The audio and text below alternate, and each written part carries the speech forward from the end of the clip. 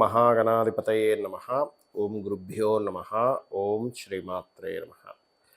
పరమేశ్వర స్వరూపమైనటువంటి జ్యోతిష, వాస్తు మరియు ఇతర అనేకమైనటువంటి శాస్త్రములను మనకు అందించినటువంటి మహర్షులకి నమస్కారం. హయగ్రీవ హయగ్రీవ హయగ్రీవేతి యో వదేత్ తస్య నిస్సరతే వాణి జన్హు కన్యా ప్రవాహవత్. అరుణాం కరుణాతరంగితాక్షీం ధృతపాశాంకుశపుష్పబాణచాపాం అనిమాదిభిరావృతాం మయూకైః అహమిత్యేవ విభావయే భవానీం. శ్రీమాత్రే నమః.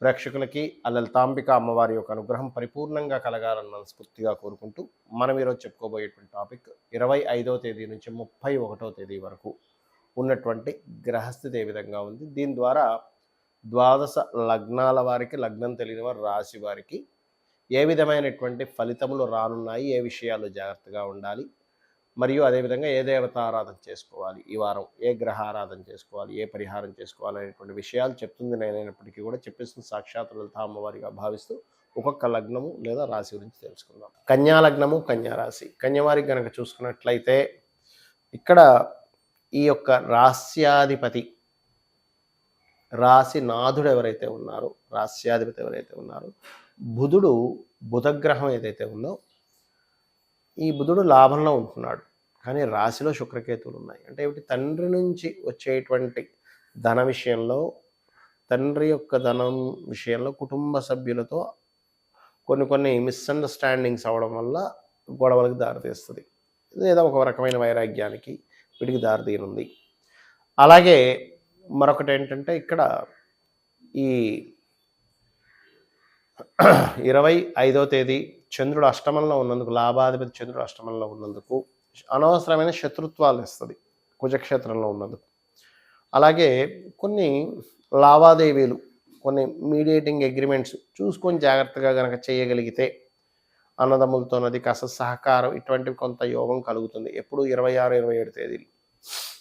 ఇక 28, 29, 30 తేదీలు కనుక చూసుకున్నట్లయితే ఇక్కడ కొంతవరకు జర్నీస్, షార్ట్ జర్నీస్ కానివ్వండి, అన్నదమ్ములతో కలిసి, లేదా ఉద్యోగ సంబంధించిన విషయంలో ఆల్ ఆఫ్ సడన్గా మార్పులు కానివ్వండి ఇస్తున్నాయి.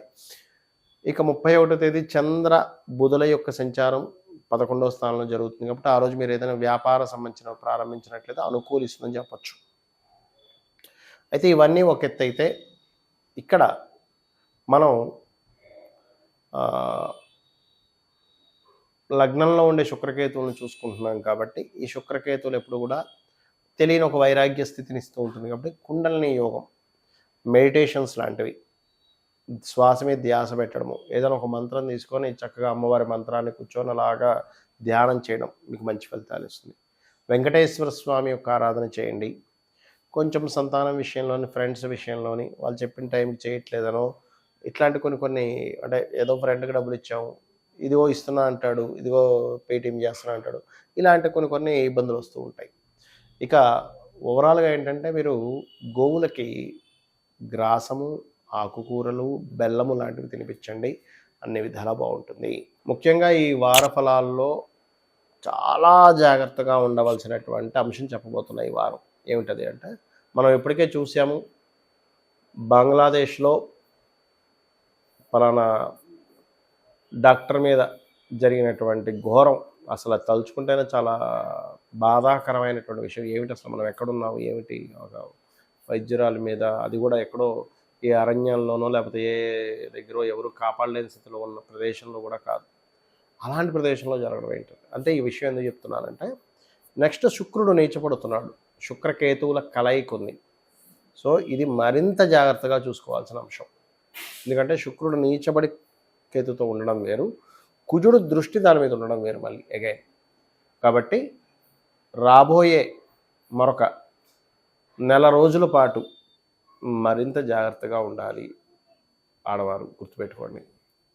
అందులో ముఖ్యంగా శుక్ర లగ్నాలు అంటే ఏమిటి, మేషలగ్నము కాకుండా మనకు తర్వాత ఉండేటువంటి వృషభ లగ్న జాతకులు, లేదా తులాలగ్న జాతకులు, లేదా శుక్ర మహర్దశ నడుస్తున్నటువంటి వారు, లేదా కేతువు శుక్రుడు కలిసి ఉన్న ఆ యొక్క మహాదశలు లేదా అంతర్దశలు లేదా ప్రత్యంతర దశలు నడుస్తున్నటువంటి వారు ముఖ్యంగా మరింత జాగ్రత్తగా ఉండండి.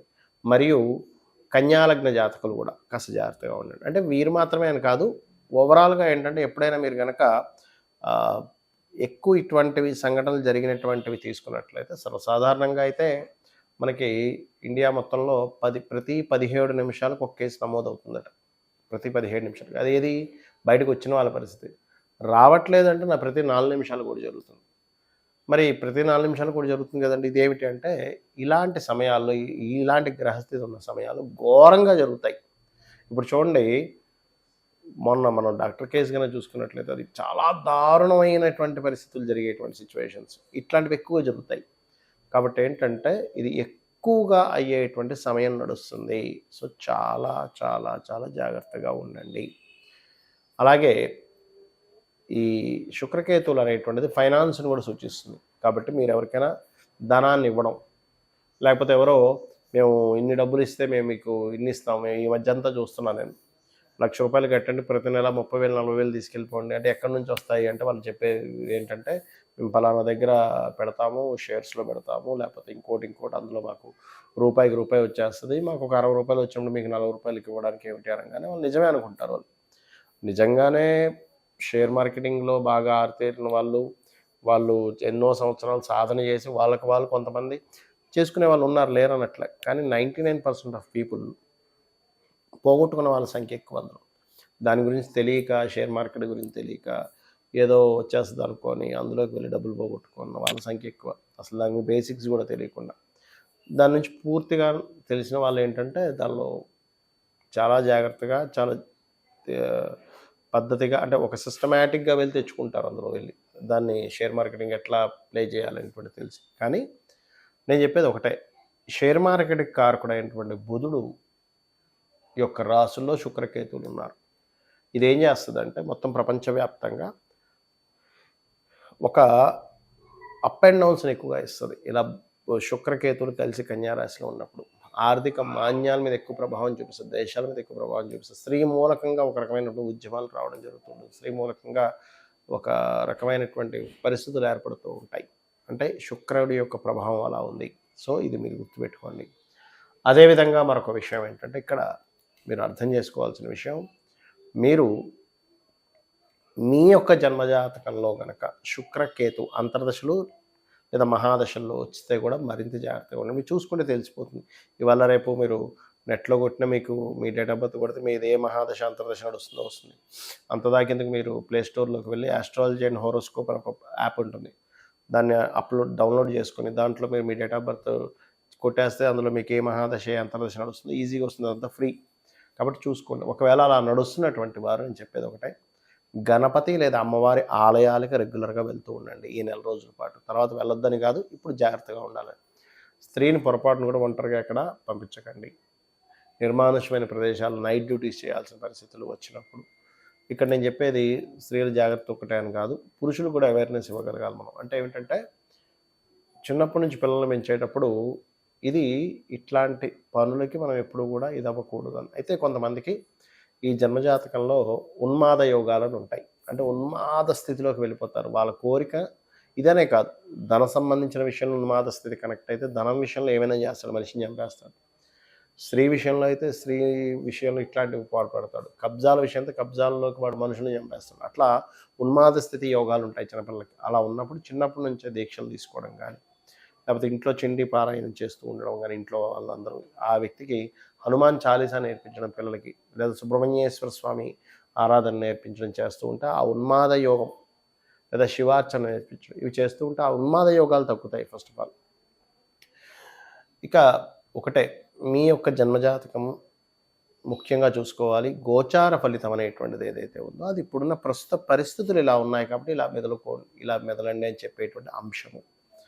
ఇక మీరు చేయవలసినటువంటి దేవత ఆరాధన ఏమిటి అని చెప్పి చూసుకున్నట్లయితే, అంటే అందరూ కూడా చేయవలసింది శుక్రకేతు, రాహు, శని గ్రహాల దగ్గర దీపారాధన చేయండి. గోవులకి క్యారెట్స్, బెల్లము తినిపించండి. మీకు ఎటువంటి ఇబ్బంది రాబోతుంది అన్న, ఇప్పుడు చూడండి, ఇప్పుడు పరిస్థితులు ఇట్లా ఉన్నాయి, బయటికి వెళ్ళాలంటే కూడా భయం వేస్తుంది అనేటువంటి స్థితిలో ఉన్నారు కొంతమంది. నాకు నిన్న ఒకరు ఫోన్ చేస్తారు, అక్కడ అట్లా జరిగిందని. హైదరాబాద్లో ఉన్న ఒక అమ్మాయి ఫోన్ చేస్తారు, నాకు భయం వేస్తుంది సార్ అక్కడ అలా జరిగిందంటే. నేను ధైర్యం చెప్పాను. అంటే ఏమిటి, మనం ఎక్కడో జరిగిన సంఘటన కూడా ఇప్పుడు ఇక్కడ ఉన్నటువంటి వాళ్ళు లింక్ చేసుకుని భయపడుతున్నారు. కాబట్టి భయపడకండి. అంటే మీరు ఎప్పుడు కూడా అమ్మవారిని నమ్ముకుంటూ మీ యొక్క నిత్య సాధన అనేటువంటి చేస్తూ ఉండండి. ఈ నెల రోజులు మాత్రం కాస్త జాగ్రత్తగా ఉండండి. శ్రీమాత్రే నమః.